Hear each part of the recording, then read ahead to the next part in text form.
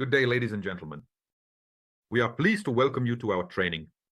This training will be beneficial for everyone who is just taking their first steps in cryptocurrency and blockchain, including in our company. And it will also be very useful for people who are actively developing in the company in cryptocurrency, not beginners. And because of this, it is quite difficult for them to explain cryptocurrency to ordinary people because they are already thinking on higher, more complex matters. And that is precisely why today everything will be in the most basic, even not primitive lyrics, in the most understandable language with the most comprehensible examples. Today we will be discussing with you what cryptocurrency is, what it's used for, and what makes it noteworthy. So please put plus signs. Who understood the main thesis? Make sure to participate actively. Please participate actively because it is very important. So, all right, wonderful. Let's move on. So, what do I have here? Oops, wait a moment, eh? So what is money? Please write in the chat, friends, what is money? Let's have a discussion. Or we can take such an example. Who is ready to try? Who is ready to try it on themselves in the role of a beginner, meaning someone who is completely new, who doesn't understand anything about cryptocurrencies?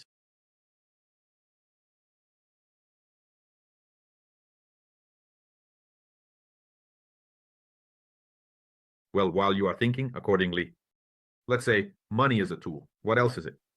Well, tell us, maybe not from a philosophical point of view, but rather, what is money? Why do we need them?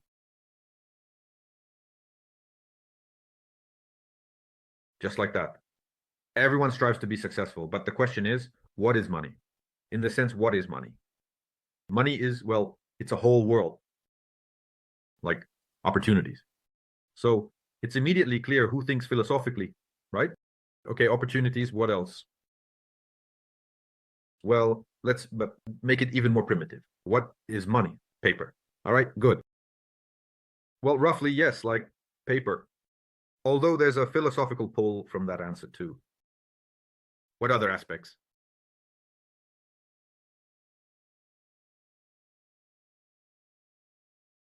Universal means for transactions, okay? All right? Like Oksana, for example, universal means for transactions. So essentially they are means of exchange, right? That is, it's some equivalent of material value. Let's call it that. They can be different. They can be gold coins, banknotes, or tugriks, developing in various forms. There are regional currencies, global currencies, and so on. And now look, let's have a question for understanding. Friends, look, what makes money valuable? What makes money valuable? Please write in the chat.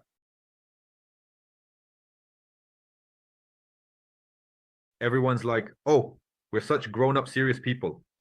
People make them valuable. Okay, good, more. By the way, the answer is, in principle, correct. Let's expand on it a bit.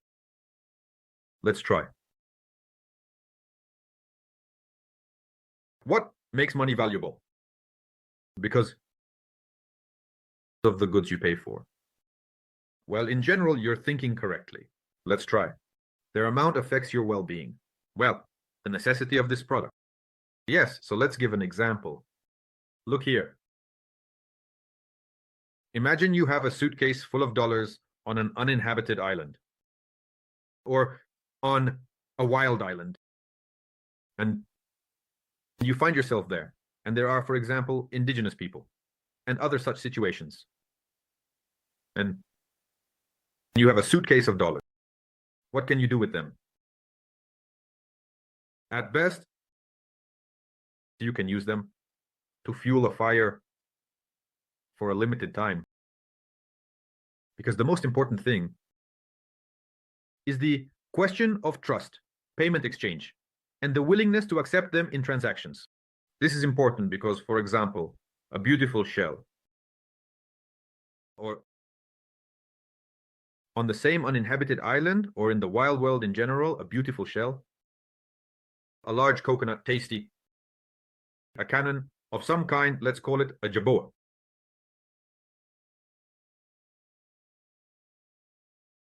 All of this as a result, accordingly, this all creates value.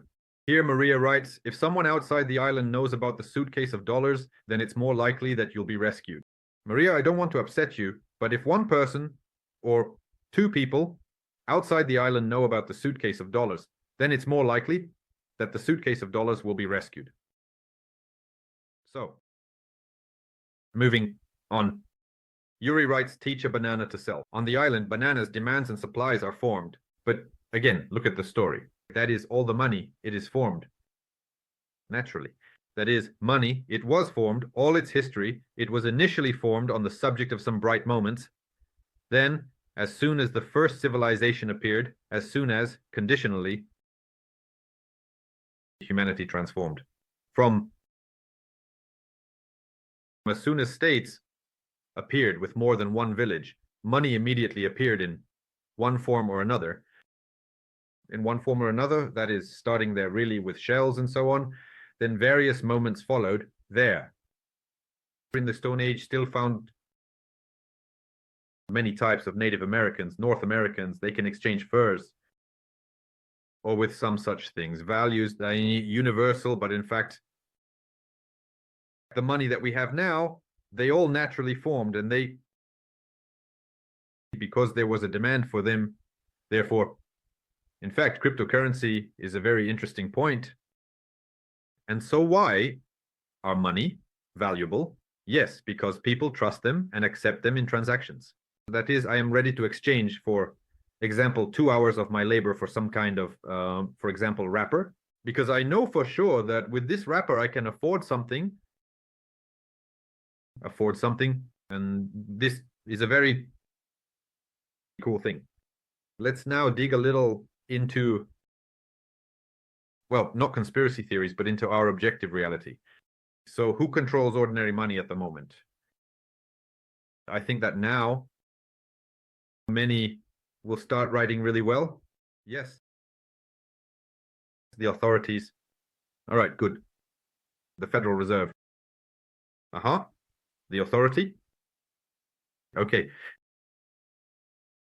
Well, yes. If we speak in more down-to-earth terms, then banks control it, because the world now practically doesn't exist without card transactions. And accordingly, banks are subordinate to the authorities. I'll say right away, Natalia, the Federal Reserve controls, well, within the USA, it controls something. But in the Russian Federation, it's completely different. People control it who are much more tied to the Russian Federation than you think. For example, therefore, in each country, undoubtedly, its own currency is controlled by the central bank, and accordingly, all these related matters. But right now, there is such a... Let's not argue too much, Natalia. Just try to study this point, well, more or less. Proven? No. In fact, in Russia specifically, completely different people influence this. So, look, we'll do the following. Look, so right now in Russia, for example, I'll give an example. They are now launching the digital ruble and doing commission-free transfers. You probably know this story. And many people say, oh, horror. Our authorities want to keep us under surveillance and so on. And in general, it's very scary, because then they will remove all cash and all money will move exclusively through cards. And in general, horror of horrors. Look, I don't know the real true reason how it will be. That is, perhaps this is really done just for convenience. Perhaps it's done with some ulterior motive. Perhaps it's preparing for some big default. It's actually not that important, just to the point that you don't actually control your money when it's in your account. When you have it in cash, you also don't control it for one simple reason. When there is a change of money or some kind of default, or remember how we had thousands of rubles and then they became rubles, for example. Well, what can you do with that cash? You could exchange some part of it, but not entirely. And the most interesting thing is that if we are talking about currency, that is not the dollar, yeah, or euro, or things directly tied to them, like dirhams or Thai baht, and so on, which are directly linked to the exchange rate, then most likely you are also taking a big risk by using currency, practically any regional currency in the world, because they are also volatile and subject to devaluation. That is, even if you keep money in an account, there is a great chance that it will devalue over time due to inflation, due to additional issuance, due to many different factors. If you keep money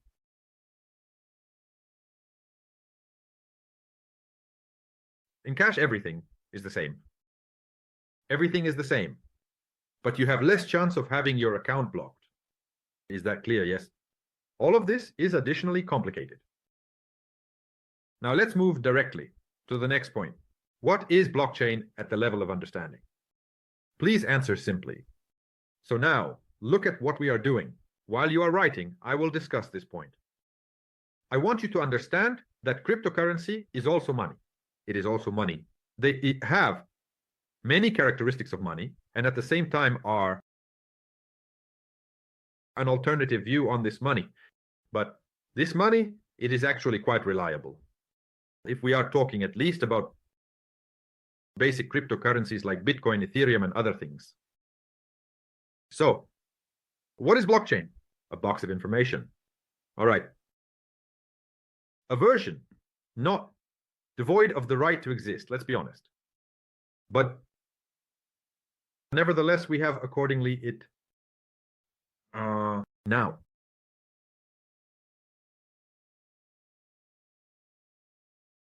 A ledger in simple terms. That's closer. That's closer for you. A box of information, that's quite far off, yes. Yes, quite far off. So look, let's say a system of storage and transmission. Let's put it in the simplest terms, as if you were explaining to your grandmother, for example, your beloved grandmother, what blockchain is. Imagine there's a notebook, and all the transactions from Petya to Kolya are recorded in one notebook. Do you understand? For example, that is, well, it's also called a ledger. So for example, I sent Yuri Bro $1 in cryptocurrency. Someone recorded it in the ledger. Yuri Bro sent Alex and Maria $50 each. It immediately appeared in the ledger. Now look at how this is arranged. The ledger is a very interesting thing in this case because this notebook is available to everyone. This is a very important point. It's not just one ledger kept under lock and key. Everyone has it. It's completely open. An open blockchain. This is very important to understand. Look at how it's arranged. For example, what is the difference between a bank account, for instance, and a blockchain? If you have in your bank account, there is, well, let's say, for example, $1,000, then knowing your, let's call it, that is on this account, both your name and who you are written, and accordingly, but at the same time, it's not visible how much money is there.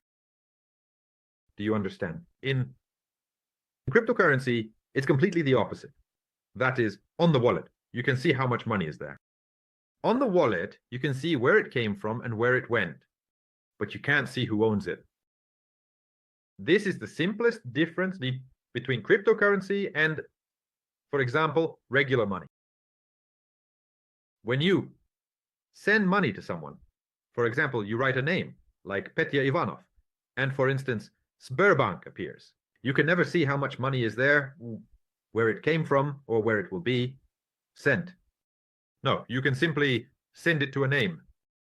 Here, the story is completely the opposite. It's a decentralized thing. Each person has a notebook. And now look, I'll tell you even more. And who writes in these notebooks? No, okay, we'll get to that question later. Let's move on. So, why can't it be forged? Let's analyze, why can't blockchain be forged?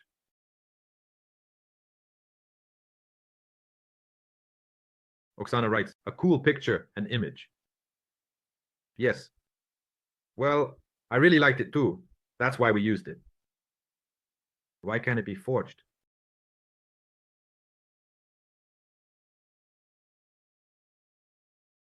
Look, what an interesting story it turns out to be. That is, you invite the company one way or another. And it turns out that when you invite to the company, people often ask you, including about cryptocurrency. And our company's mission is to provide people with information, to educate them at least on basic things. And therefore, when you tell your acquaintance, few apologies, few apologies, few apologies. To someone who knows little about cryptocurrency, some basic things. With the examples I explain, it will become clear to him, at least it won't seem so scary.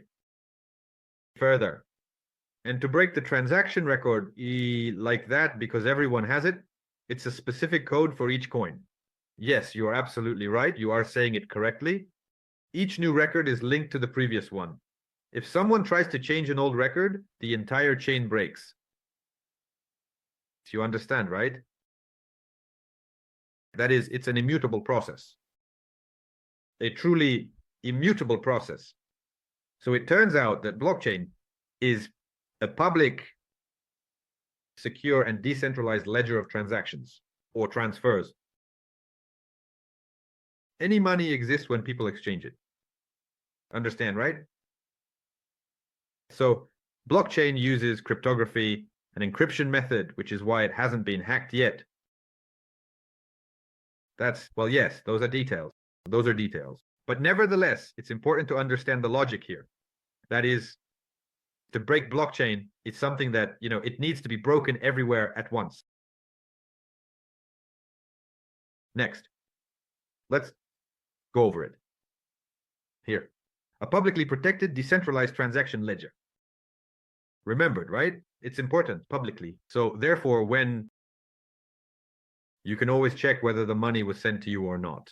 So when someone, for example, says, I sent you money, you should ask them to send the transaction hash, so-called. So this is accordingly, thank you. From the ledger where it is recorded, let's call it from the blockchain records, that $1,000 were sent from this wallet to that one, which he owes you. For example, and you can check this, whether it arrived in your wallet, whether they are on the way, and so on. Next, what are cryptocurrencies? Let's define it. Cryptocurrencies are digital money stored in the blockchain. The most well-known is Bitcoin. Who has heard of Bitcoin? Anyone? Such a forest of hands. A forest of hands, or as Kazakhs say, a step of hands. Okay? I think everyone has heard of Bitcoin, right? And now look, I want to discuss a few more important points with you as well. What is a miner? Miner, what is it? You've probably heard of a mining farm. There are also some mining capacities, mining pools, and so on. What is the essence of mining? In simple terms, Bitcoin is crypto gold. It's called that because it is the most fundamental base value from which all currencies are still derived.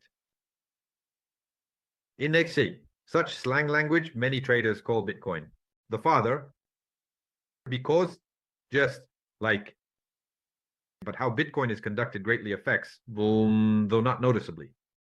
Its behavior influences all other cultures. So gold is mined by miners and Bitcoins by miners. Miner and Shakhtar are basically the same thing, yet just in English. In essence, The task of mining is precisely to record in these very notebooks.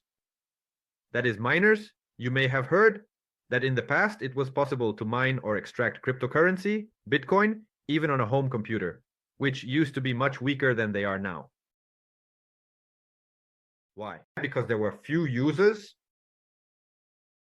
there was little demand. The crypto industry was very tiny, and to process transactions it didn't require too much computing power. Now, millions of people around the globe use cryptocurrencies and mining. It has undoubtedly become a much more complex story, because every second thousands and thousands of different transactions need to be recorded, new blocks need to be formed, and so on. And additionally, the formation of each block over a certain period becomes more and more difficult. Well, if we are talking about Bitcoin specifically, let's call it digital gold. Therefore, mining is a very important thing. And there is a certain advantage to cryptocurrency, varying for different ones. But for example, today we are mainly discussing Bitcoin because it is the foundation.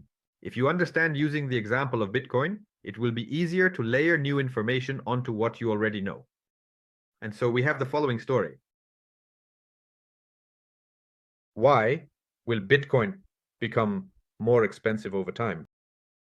This is an important point to consider because the number of people using Bitcoin who have it for storage is growing worldwide, while the number of Bitcoins in the world is not increasing. That is, if we look in principle, there can only be 21 million Bitcoins. 21 million Bitcoins. Moreover, when the last 21 millionth Bitcoin will be mined is completely unclear. Currently, about 18 million have been mined, but the problem is that many are lost. And the number of people entering the crypto industry is greater than the number of Bitcoins being lost.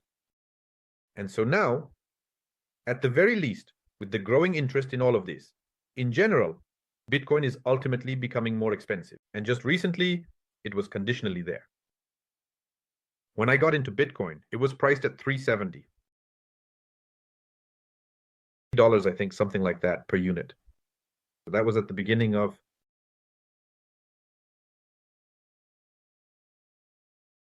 2016, when I first bought myself a piece of Bitcoin. Back then, it was around $400. If I had been as smart then as I am now, I would certainly... But I wasn't that smart, so at least I'm telling you about it. Remember about Bitcoin, about cryptocurrency? It's amazing money. So for those who don't know right now, how much does one Bitcoin cost? Please write it in the chat. It has dropped significantly in price now, you understand? It's currently on sale. Right on sale now. How much does it cost now on sale with discounts? Please write it down.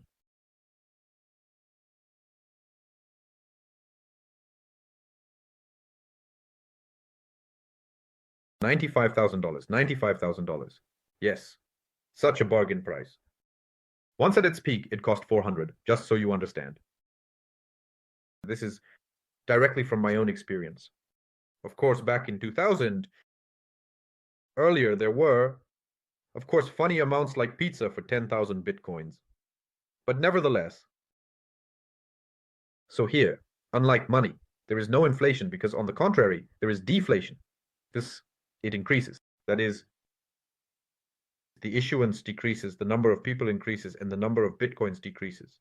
People lose thousands, possibly already several million Bitcoins, just lost. That is, on a flash drive, on a computer, somewhere forgotten. How many such stories are there that the person has been rummaging through a landfill in London for about 5 years? I think to find from an old laptop which he had used to mine Bitcoin back in 2013. These are frightening things. There are several $100 million for him now, but it's lost. So let's not talk about complicated things. Where to store cryptocurrency so as not to lose it? Let's see. Go ahead as you write. Please, in the chat where you can store cryptocurrency.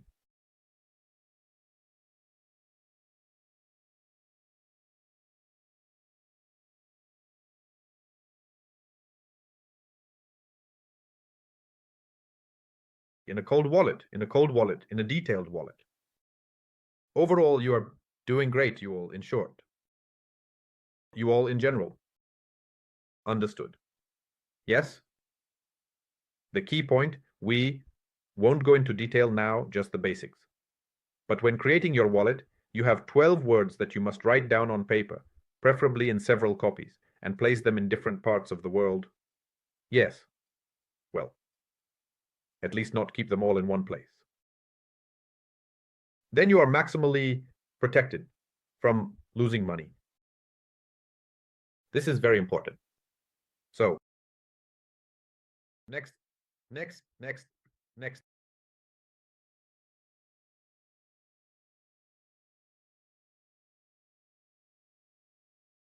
Let's see. Why do we need cryptocurrency? Can you answer the question?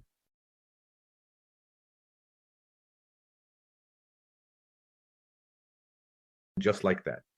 A little bit.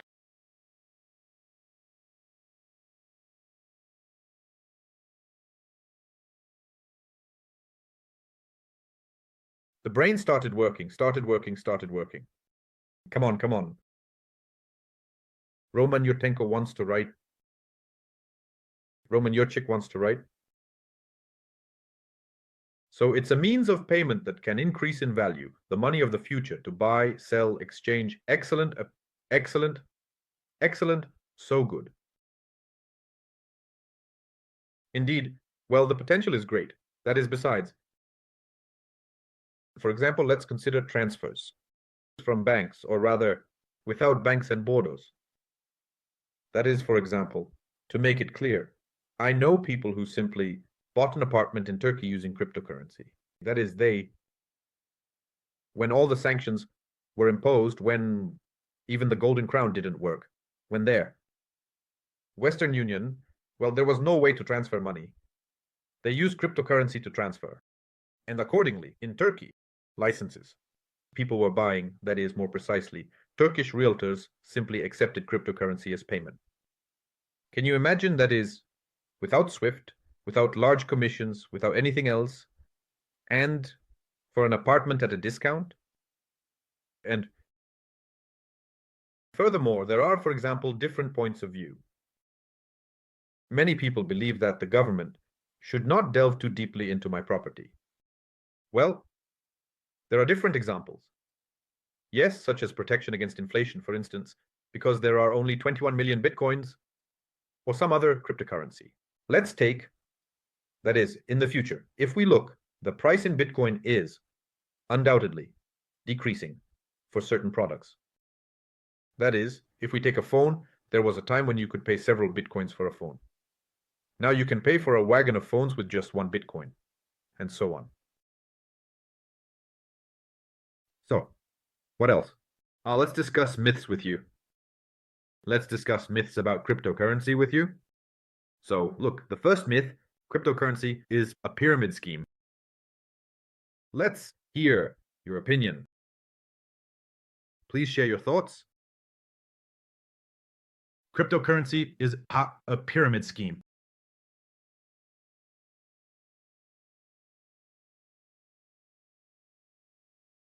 Come on, participate. What is a pyramid scheme?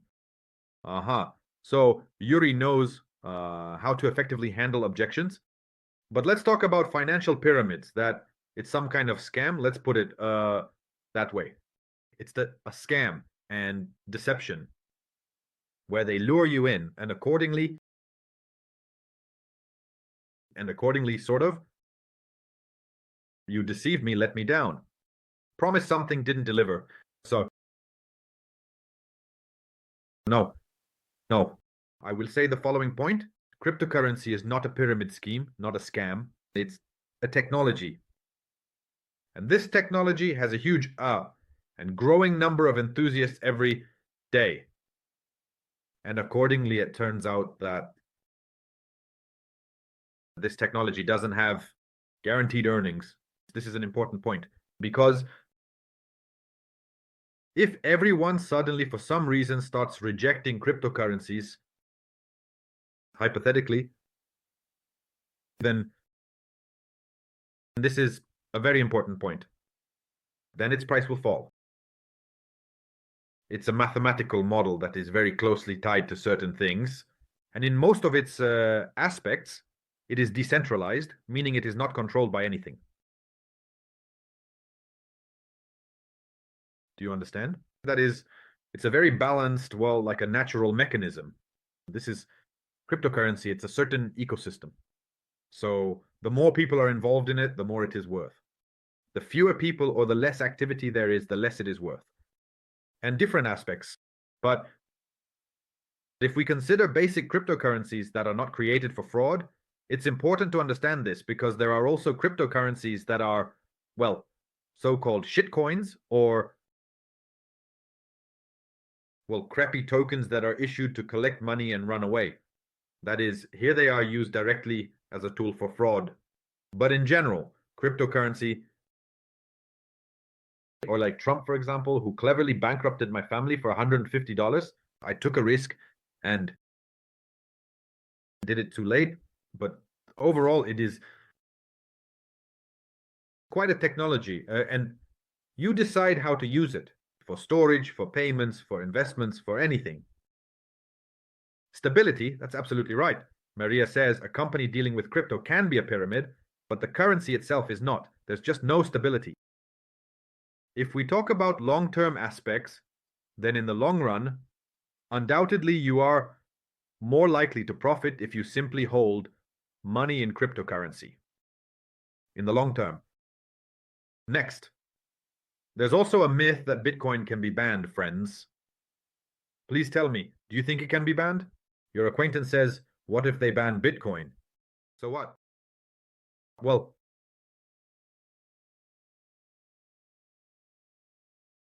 it can't be. Well, actually, Maria, it's a double-edged sword here. It can be banned there. Especially, you know how, for example, Telegram was banned, for instance. It's like Instagram. Instagram was banned and so on. And what is behind cryptocurrency? Well, yes, accordingly, I will answer these questions now. If they turn off electricity everywhere, well, everywhere means everywhere. And I will honestly tell you that if we lose electricity on the entire planet, the loss of cryptocurrency will be the lesser of evils, of the evils. Seriously, though, because humanity will cease to exist if electricity is turned off everywhere. Can you imagine? Yes, the scale of the disaster. That's a sad story, I tell you, a truly sad story. So either the internet will be shut down all over the world as well. But in general, you must understand correctly that cryptocurrency is a very secure structure in itself. Because let's remember, yes, about these many, many notebooks. So as long as there is at least one computer on the planet that has cryptocurrency, it has not disappeared. That is, it is simultaneously recorded on thousands, on millions of computers, in millions of wallets. The blockchain is recorded. Your money hasn't gone anywhere. This is an important point, meaning it's difficult to ban it. That is, even if I don't know there, most of the servers shut down, the network will continue to operate. It will just transmit information more slowly. Well, that is, money will transfer more slowly. Well, it's good to know what is behind cryptocurrency, what it is backed by. Look, cryptocurrency is backed by the presence of technology. Cryptocurrency is backed by the presence of enthusiasts. Cryptocurrency, and this, by the way, is a very serious thing. Plus, if we are talking and about cryptocurrency, it basically has a very powerful idea. That is the idea of decentralization. And in fact, the more governments around the world tighten the screws, the more cryptocurrency, one way or another, will gain new supporters. That's why it suddenly became so very popular, for example, for messengers to be inaccessible to the government, for example. Moreover, in fact, there are also advantages to the government having access to messengers. Here, but here is the trend where people say, leave me alone, I want to live my life. So it resonates with many people all over the globe. It evokes a very warm feeling in response. And therefore products and systems are created under this. Many other things. Yes, let's call it a bit of a technological revolution element. This has a rebellious aspect, but nevertheless, it's a very good ideology. The ideology of freedom. And there is a big concept in this. Therefore, nowadays, cryptocurrencies, not just technology, they are also an ideology. And it's quite difficult to ban an ideology. They seem to try. I don't know. Some things like fascist things, communist things to ban, and also some extreme stages of capitalism, some distorted models of human society, slavery to ban. But it can't be completely banned because it's a certain concept. That is, there's nothing under crypto, it's just water. Yes, how is there nothing? I just explained to you. There's a lot under crypto. Firstly, millions are invested in crypto. Well, for example, the total capitalization, for instance, of the ruble is much less than that of cryptocurrency, so that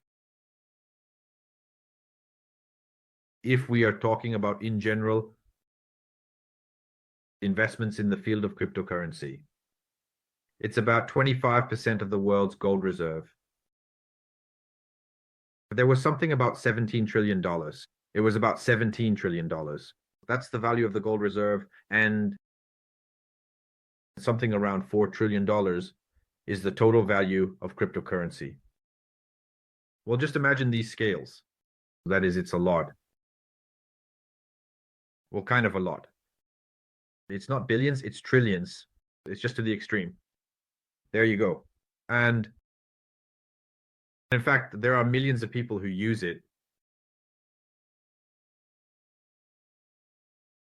There's a huge number of technologies. There are a huge number of products. You need to understand this simple point.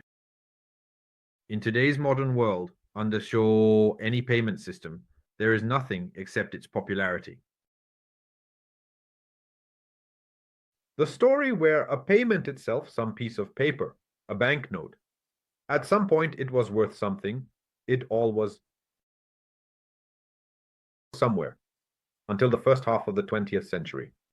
When banknotes, when paper money, they were equivalent to gold. And even better, when there used to be just gold coins. That is, a gold coin, it was absolutely in all countries. Equally, in the Middle Ages, it was worth, because it didn't matter. Whether in Germany, France, or in some ancient Persia, it was always gold. But since then, there have been many financial transformations. And at the moment now, if we take the ruble, then what is behind the ruble? Not much, let's say, what is behind the dollar and so on. That is, in fact, any currency is simply about how willing people are to accept it. That's all. It's the willingness of people. That's what is behind any currency. And judging by the trends, cryptocurrency is definitely more reliable than the ruble. If we are speaking in this sense. Did I manage to at least basically answer your question, Tatiana?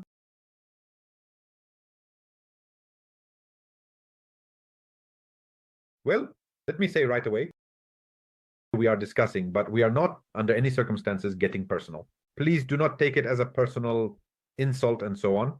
We are sharing opinions and clarifying certain things. Because for you, and in your work, you will have to communicate with people who will say, for example, well, most often they will talk about the ruble, yes, or about, here we have German representatives, but as far as I understand in Paraguay there, I don't remember, what is the local currency in Paraguay called? Something like Sanchon or, no, Sanchon I think is a city. So do we have Paraguayans here?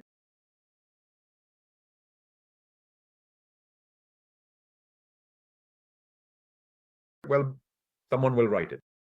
So let's move on. Cryptocurrency is anonymity for criminals. Well, that's a good thesis. Cryptocurrency is anonymity for criminals. And here, by the way, is an interesting point that blockchain is public. Guarani.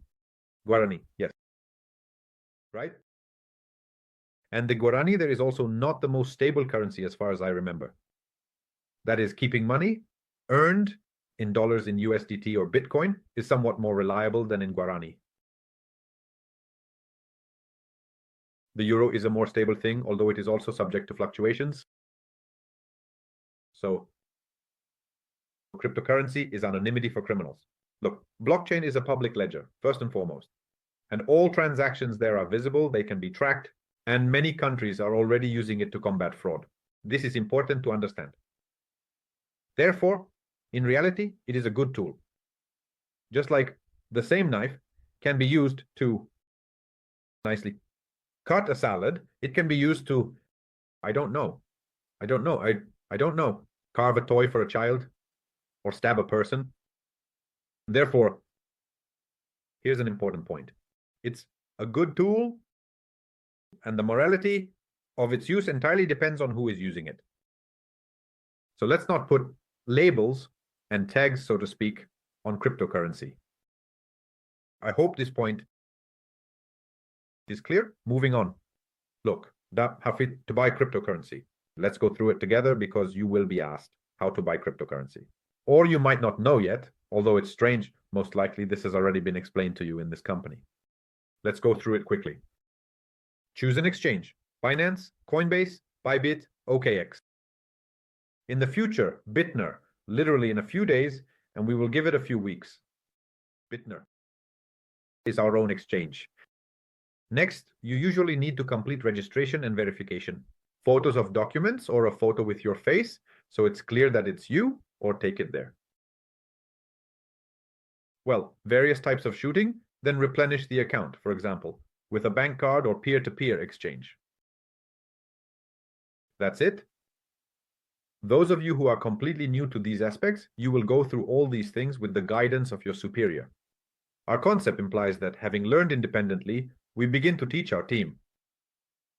And that's really great, because each of you has your own guide into the world of blockchain cryptocurrencies who can certainly teach you the basics. According to global statistics, cash remains the #1 means for committing crimes. Bam, bam. Here's the pain, I'll tell you this. Cash, at least it's numbered. If people were just stealing gold, it would be a different matter. But for crimes, to further top up the account. You can buy cryptocurrency, for example. You can start with Bitcoin, Ethereum, or USDT, or any other, and store it in a wallet. You can keep it on an exchange if it's a small amount and it's used for transactions. Or in a personal wallet, for example, Trust Wallet or Ledger, or NV Wallet, which, by the way, are already operational. Feel free to use them.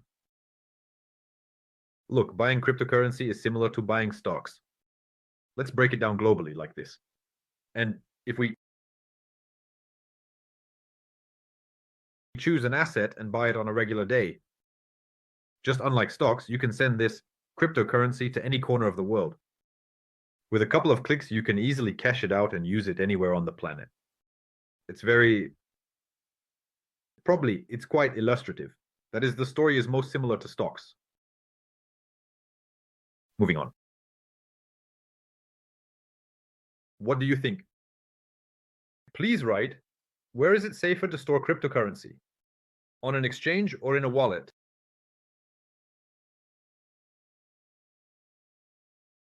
Please write. Wallet. Why, Natalia?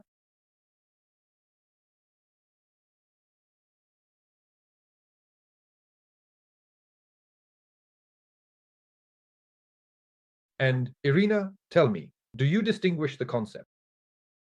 But what is a cold wallet? Can you explain briefly? Well, in a few words, maybe.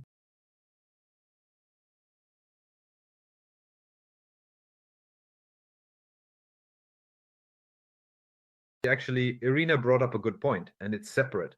What does it look like? What does it look like? Like a flash drive. Yes.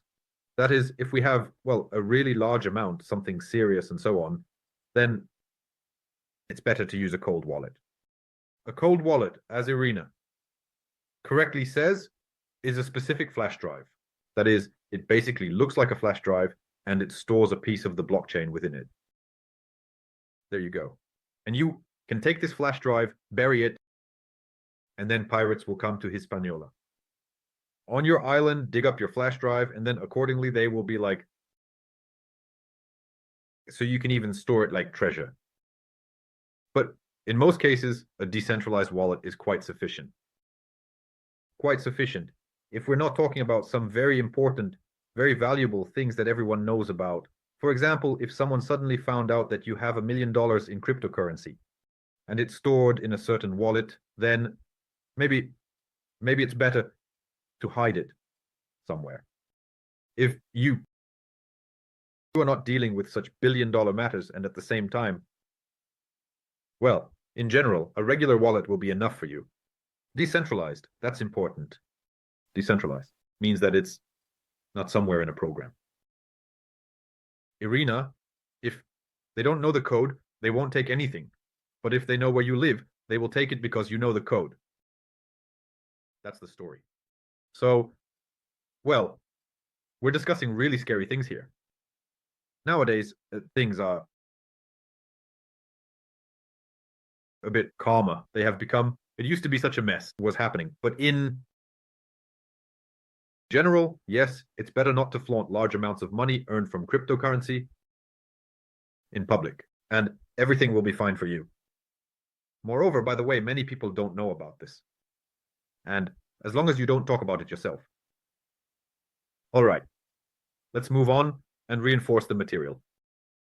Let's reinforce the material. What makes money valuable? Let's write. Get involved, yeah. You are awesome, powerful, amazing. Your minds work fantastically. The gears are turning. You received basic information today, how to convey it? Well, not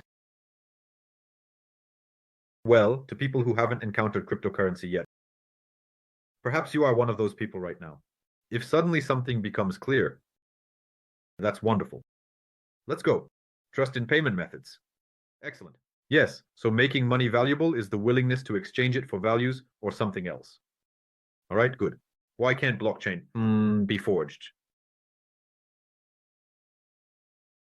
Friends, right, really, there's nothing like you wrote in the chat, and I, for example, forwarded it to the next question, and that's it. We no longer send it. Send it, it's primarily for your memorization, it's valuable for you.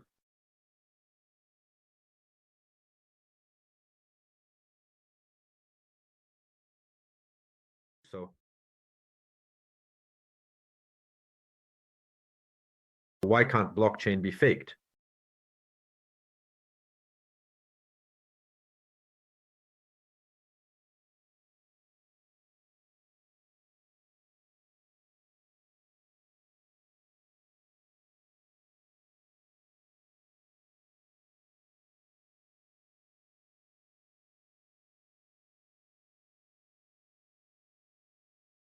So all the information across the entire network can be done. A similar blockchain fork, so-called taking the code, consists of their goals, but it won't be exactly the same blockchain arc. It differs in that what was in the previous blockchain will not be considered. Also, the transaction log of transfers, removing one changes everything big. Well done. Let's move on. Where cryptocurrencies are stored.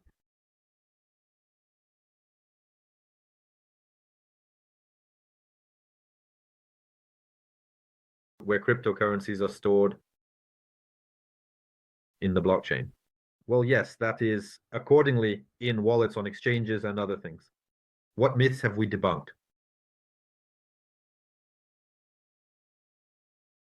I hope, in fact, that the very first myth we debunked is that it's impossible to explain what cryptocurrency is in simple terms.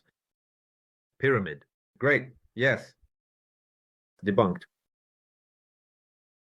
This is actually a ban. Cool. Natalia really knows how to be attentive, truly a sight to behold. So, in general, the main myth that exists is that cryptocurrency is complicated and, oh, I'm too old, or I'm too old, I won't understand anything there. Well, that's a myth, that's a world. So, moving on, how to buy cryptocurrency. Oh yes, well, you know, on exchanges and in exchangers. Yes, exactly. Well done. So, well, friends, today you learned that cryptocurrency is the money of the future, which operates without banks, governments, and can bring you direct profit. So, please write in the chat who learned something new today, something they noted that they can use in their work, and accordingly, who genuinely enjoyed today's session. Today's session, besides our wonderful moderator,